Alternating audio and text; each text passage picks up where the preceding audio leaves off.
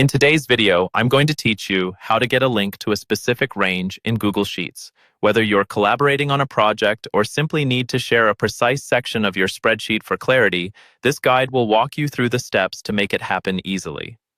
To begin, open up your Google Sheet. If you haven't already logged into your Google account, you'll want to do that first. Getting comfortable with navigating your sheet is important, as it's the starting point for all your actions within Google Sheets. Once your spreadsheet is open, locate the first row. That's usually where the title or headings of your columns are. We'll be using this row for demonstration purposes. Now, as you hover over the first row, it's time to highlight it. Simply click on the number 1 on the far left, just outside the grid.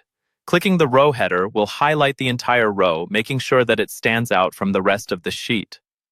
Highlighting is crucial because it indicates which cells you are focusing on and is a necessary step for linking.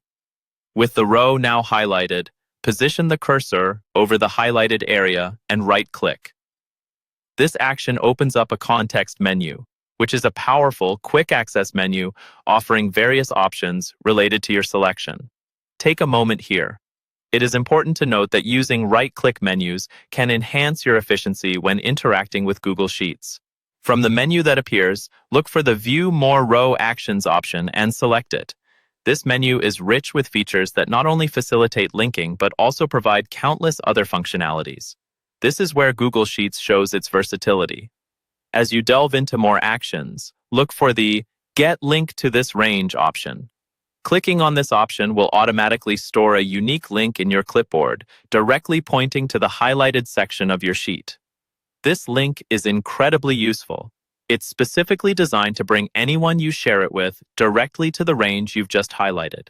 To test this link, let's switch over to Sheet 2 within the same spreadsheet. At the bottom of your screen, find the tab labeled Sheet 2 and click on it.